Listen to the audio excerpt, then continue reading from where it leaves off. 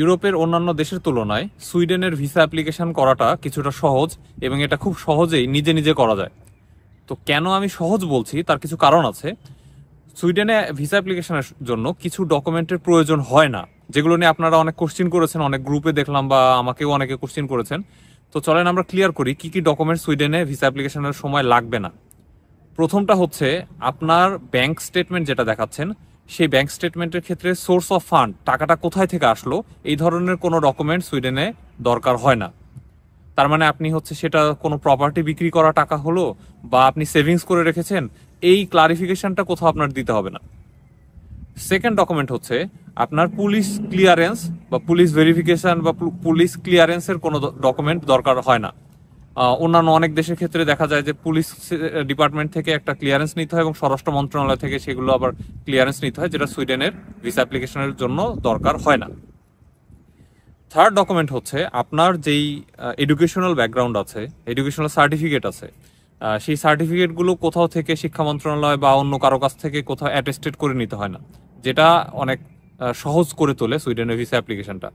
তো এই কারণেই আপনার অন্যান্য জায়গায় যেমন এই কমপ্লেক্সিটিগুলোর কারণে বিভিন্ন জায়গা থেকে খোঁজ নিয়ে বিভিন্ন ডকুমেন্ট কালেক্ট করে তারপরে আপনাকে অ্যাপ্লাই করতে হয়, সুইডেনে আপনার যা কিছু আছে অলরেডি, পাসপোর্ট থেকে শুরু করে যেগুলো, সেই ডকুমেন্টগুলো দিয়ে আপনি নিজে নিজে অ্যাপ্লাই করতে পারবেন।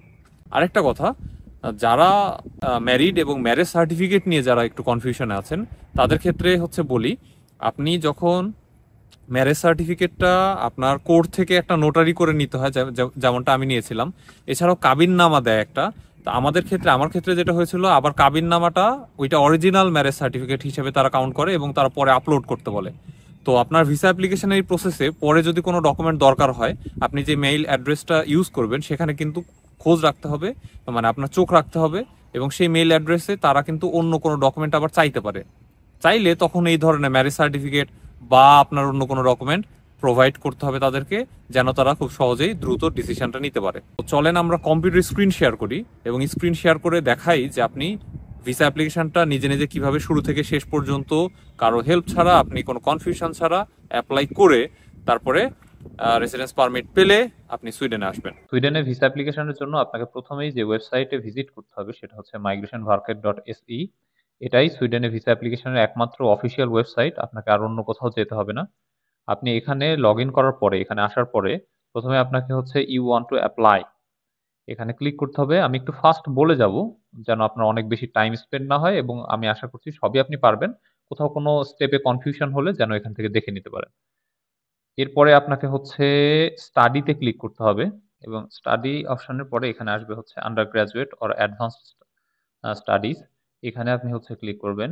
এরপরে এই জায়গায় থেকে আপনি সরাসরি অ্যাপ্লিকেশনে চলে যেতে পারবেন। আরো কিছু যদি আপনার ইনফরমেশন জানার থাকে, যে রেসিডেন্স পারমিট অবটেইন করার জন্য কি কি রিকোয়ারমেন্ট লাগে, এবং আপনি যদি ইউরোপের বাইরে থেকে অ্যাপ্লাই করেন সেক্ষেত্রে আপনার কি কি লাগবে, এবং রেসিডেন্স পারমিট কত দিনের জন্য হবে, যা যা বেসিক কোশ্চিন থাকে সেগুলোর আনসারও এখানে দেয়া আছে, আপনি চাইলে আবারও চেক করে নিতে পারবেন।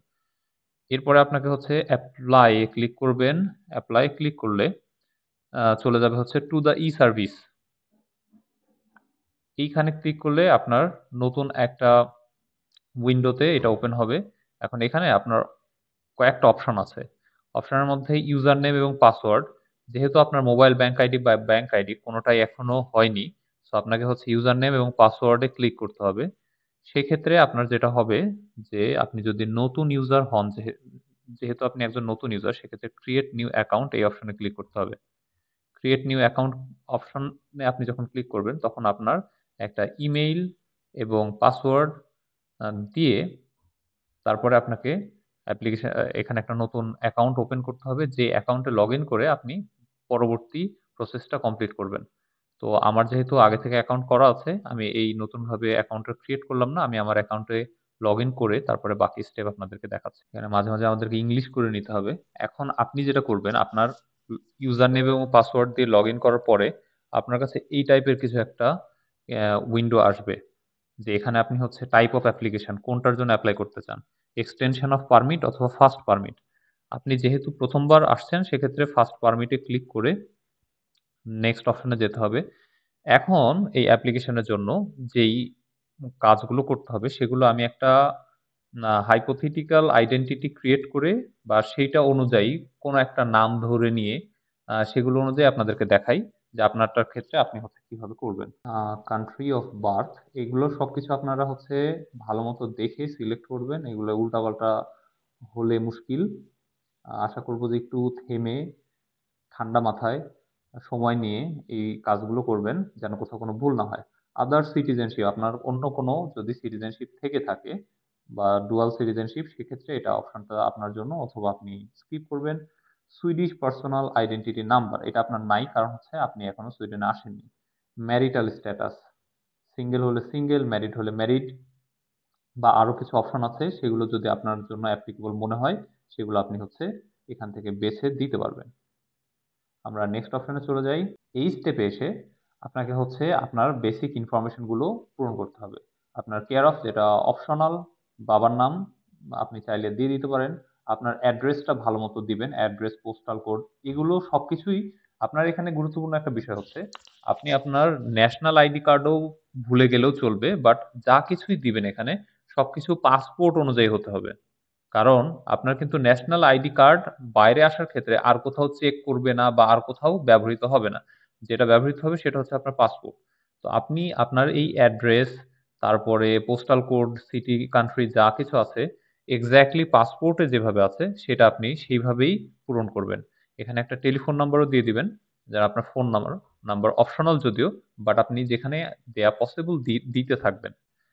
এরপরে আপনার হচ্ছে ইমেল অ্যাড্রেসের অপশন আসবে। আপনি তো একটা ইমেল অ্যাড্রেস দিয়ে যেটা ওপেন করেছেন, এবং ভালো ইমেল অ্যাড্রেস যেইটা আপনার সবসময় ওপেন থাকে বা আপনি চেক করেন, সেই ইমেল অ্যাড্রেসটা ইউজ করেই অ্যাপ্লিকেশনটা করবেন, যেন পরবর্তীতে যে কোনো আপডেট আপনি ওই ইমেল অ্যাড্রেসে সবার আগে পান বা ওইটা চেক করতে থাকেন। এরপরে হচ্ছে do you have a valid passport? Yes, আপনার পাসপোর্ট ছাড়া তো আপনি আসতেই পারবেন না।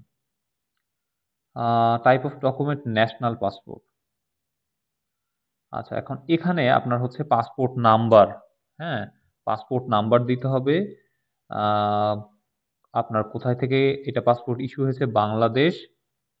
পাসপোর্ট ইস্যু কবে থেকে হয়েছে, পাসপোর্ট ইস্যু সেটা ধরেন এপ্রিলের এই তারিখ থেকে হয়েছে, এবং ভ্যালিড কবে, কোন তারিখ পর্যন্ত হবে, এটাই 2033 সাল পর্যন্ত ভ্যালিড থাকবে আপনার যে ভ্যালিডিটি। এই জায়গায় এগুলো হচ্ছে আপনি একদম পাসপোর্টে যেভাবে আছে সেই অনুযায়ী আপনি সিলেক্ট করে করে দিবেন, যেন এগুলো কোনো ভুল না হয়।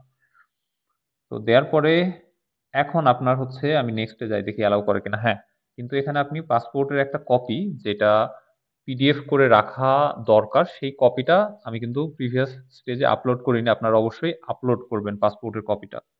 এই স্টেজটাও হচ্ছে খুবই ইম্পর্টেন্ট, কারণ হচ্ছে আপনার এখানে এসে সিলেক্ট করতে হবে যে আপনি কোন এম্বাসির মাধ্যমে এই কাজটা, আপনার অ্যাপ্লিকেশনটা প্রসেস করে রেসিডেন্স পারমিট আপনি কালেক্ট করবেন। এক্ষেত্রে আমরা বাংলাদেশি যেহেতু, সেক্ষেত্রে আপনাকে অবশ্যই বাংলাদেশ এবং ঢাকা এই অপশনটা সিলেক্ট করতে হবে। এখানে আপনি দেখবেন যে অনেকগুলো অপশন আছে, তার মধ্যে বাংলাদেশ এবং ঢাকা এটা সিলেক্ট করে আপনি নেক্সট ক্লিক করবেন। এরপরে বলছে যে applicant or previously applied for a visa or a permit, আপনি কি এর আগে কখনো ভিসা অথবা পারমিশনের জন্য অ্যাপ্লাই করেছেন কিনা। এটা আপনার অপশন অনুযায়ী আপনি দিবেন, বাট আগে যেহেতু করেননি সেক্ষেত্রে নো দিয়ে দিবেন, এবং করে থাকলে ইয়েস দিবেন। এখানে যেহেতু ট্র্যাক রেকর্ডটা আপনার সবকিছুই সফটওয়্যারে বা অনলাইনে ওখানে হচ্ছে উপস্থিত থাকে, সেক্ষেত্রে আপনি কোনো উল্টাপাল্টা তথ্য বা কোনো মিথ্যা ইনফরমেশন দিয়ে নিজেই পরে ঝামেলা পড়বেন না, আমি এটা আশা করব। Do you have a valid residence permit in a country other than your home country? বাংলাদেশে ছাড়া কি আর অন্য কোনো দেশে আপনার রেসিডেন্স পারমিট আছে কিনা? নাই। তারপরে বলছে have you visited your country in Schengen other than Sweden in the past year? গত বছরে আপনি সেনজেনভুক্ত অন্য কোনো দেশে ভিজিট করেছেন কিনা। এটা করে থাকলে এটা ইয়েস দিবেন, না করে থাকলে নো। তারপরে বলছে আর ইউ ইন সুইডেন, এখন কি আপনি সুইডেনে আছেন কিনা। এখন তো বাংলাদেশে অবস্থান করছেন, খুব শীঘ্রই সুইডেনে আসবেন ইনশাল্লাহ। আচ্ছা, নেক্সট স্টেজটা হচ্ছে খুবই গুরুত্বপূর্ণ, কারণ আপনি কবে থেকে পড়াশোনা শুরু হচ্ছে আপনার এবং কতদিনের জন্য আপনি রেসিডেন্স পারমিটে অ্যাপ্লাই করবেন সেই বিষয়টা এখানে আপনার উল্লেখ করতে হবে। এটা নিয়ে অনেকে কনফিউশনে থাকেন। আপনার নর্মালি স্টাডি শুরু হয় হচ্ছে সেপ্টেম্বরে, ম্যাক্সিমাম ইউনিভার্সিটিগুলোতেই সুইডেনে সেপ্টেম্বরের ফার্স্ট উইক থেকে ক্লাস শুরু হয়ে যায়। তো আপনি যেটা করবেন যে আগস্টের 1 থেকে আপনার রেসিডেন্স পারমিটের মেয়াদটা শুরু করবেন এবং ট্রাই করবেন যে আগস্টের শুরুর দিকে চলে আসা সুইডেনে। এটার বেনিফিট নিয়ে পরে আলোচনা করা যাবে। এবং আপনি যদি 2 বছরের জন্য একবারে এপ্লাই করেন, তাহলে হচ্ছে জুনের 21 তারিখ পর্যন্ত আপনি রেসিডেন্স পারমিটের জন্য এপ্লাই করবেন। তাহলে এটা টোটাল 2 বছরের জন্য আপনি এপ্লাই করলেন। আর যদি 1 বছরের হয় তাহলে 13 মাসের হিসাব করে এখানে ডেটটা বসায় দিবেন। যে 13 মাস হলে আপনি কোন তারিখ পর্যন্ত এপ্লাইটা করতে পারবেন। এরপরের স্টেজে আপনি এখানে অপশন সিলেক্ট করবেন হচ্ছে I am applying as university university college under graduate or masters level. আপনি যেহেতু মাস্টার লেভেলে অ্যাপ্লাই করছেন সেক্ষেত্রে এটা সিলেক্ট করে নেক্সটে চলে যাবেন। টাইপ অফ স্টাডি, এটা হচ্ছে আপনার ইউনিভার্সিটি প্রোগ্রাম অথবা কোর্সেস, কারণ আপনি এক্সচেঞ্জ স্টাডিজ বা মোবিলিটি স্টাডিজে এখানে আসছেন না। Add information about your planned studies, এখন আপনি এখানে আপনার যে স্টাডি সেইটা সম্পর্কিত ইনফরমেশন দিবেন। Are you admitted to distance learning, distance learning মানে হচ্ছে অনলাইন ক্লাস করা, যেটা আপনি অ্যাপ্লাই করেননি, এটা নো দিয়ে দিবেন। Have you paid the tuition fee for your education in Sweden, yes. আপনি টিউশন ফি না দিলে এই স্টেজে এসে আপনি অ্যাপ্লিকেশন কমপ্লিট করতে পারবেন না। How many higher education credits is your course or programme, আপনার কোর্স এবং প্রোগ্রামের ক্রেডিট কত। যদি 2 বছরের মাস্টার্স হয় তাহলে 120 ক্রেডিট, আর 1 বছরের হলে 60 ক্রেডিট। আচ্ছা, এখন আপনার হচ্ছে প্রোগ্রাম বা কোর্স সম্পর্কিত ইনফরমেশন দিতে হবে। সেটা হচ্ছে মাস্টার প্রোগ্রাম, তারপরে কোন ইউনিভার্সিটিতে পড়ছেন, এখানে এই যে অনেক ধরনের ইউনিভার্সিটি আছে, আর আপনি যেটাতে পড়ছেন সেটা আপনি একটা সিলেক্ট করে দিলেন। এরপরে অ্যাকসেপ্টেন্স লেটার, যেটা আপনার ইউনিভার্সিটি থেকে যেটা দিয়েছে সেটা কোনো ইউনিভার্সিটি থেকে অ্যাকসেপ্টেন্স লেটার দেয়, বা সুইডেনের ক্ষেত্রে নর্মালি যেটা হয় যে নোটিফিকেশন অফ সিলেকশন রেজাল্ট যেটা, তো এটাই আপনি হচ্ছে এখানে ডকুমেন্ট আকারে আপলোড করে দিবেন। নেক্সট আপনার হচ্ছে যে ইউনিভার্সিটিতে অ্যাপ্লাই করেছেন সেই ইউনিভার্সিটির অ্যাড্রেসটা এখানে শো করবে, সেটা আপনার আর দেখতে হবে না, এটা নেক্সট করে চলে যাবেন।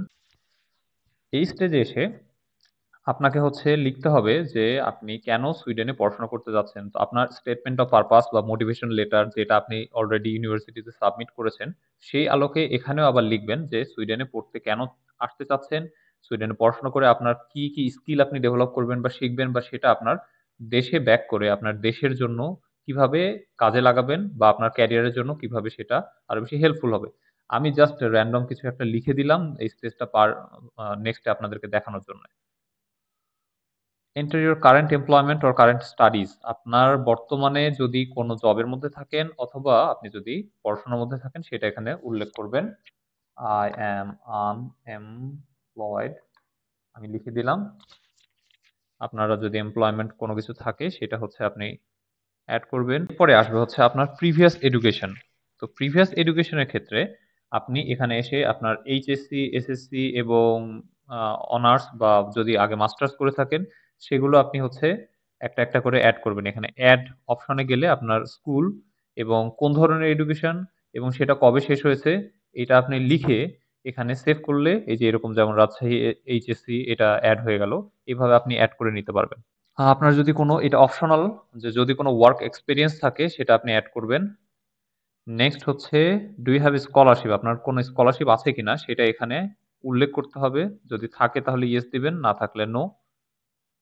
এখানে এসে এই স্টেজটায় এসে আপনারা অনেকেই কনফিউজড এখন পর্যন্ত আছেন যে আপনার কত টাকা দেখাতে হবে। তো ব্যাংকে আপনার খেয়াল রাখতে হবে যে এক্সচেঞ্জ রেট কিন্তু ওঠানামা করছে, এবং এখন কিন্তু এক্সচেঞ্জ রেট অনেক বেশি। মানে সুইডিশ ক্রোনা থেকে যদি আমি বাংলাদেশি টাকায় কনভার্ট করি, তো সেইম ব্যাপারটা আপনার সাথেও অ্যাপ্লিকেবল হবে, যে আপনি যখন বাংলাদেশী টাকা থেকে সুইডিশ ক্রোনা দেখাতে যাবেন তখন কিন্তু আপনাকে টাকার পরিমাণটা বেশি দেখাতে হবে।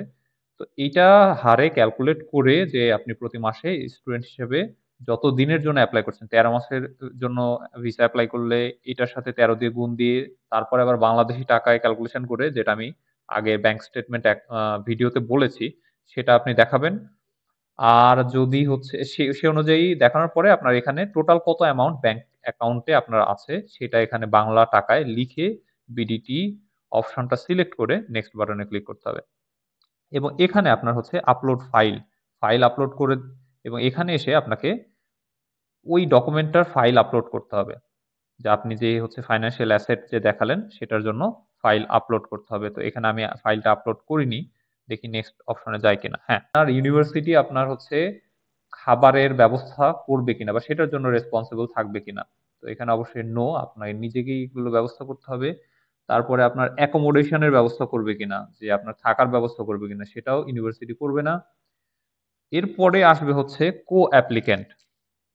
আপনি যদি স্পাউস সহ আসতে চান সেক্ষেত্রে আপনার কো অ্যাপ্লিক্যান্টের অপশনটা এখানে ইয়েস করে গেলে নেক্সট হচ্ছে আপনার কো অ্যাপ্লিক্যান্ট আপনার ওয়াইফ, হাজবেন্ড বা আরো কোনো অপশন যদি আপনার জন্য অ্যাপ্লিকেবল হয় সেটা সিলেক্ট করে নেক্সটে ক্লিক করলে এরপরে আপনার রেসিডেন্স পারমিট, আপনার যে রেসিডেন্স পারমিটটা আপনি এপ্লাই করছেন সেটা অনুযায়ী সেম ওয়েতে বাকি ইনফরমেশন গুলো দিবেন। আমি আপনার ওয়াইফের জন্য বা আপনার স্পাউসের জন্য ইনফরমেশন গুলো আবার ডিটেলে দেখাচ্ছি না, সেটা আপনি পারবেন আশা করছি।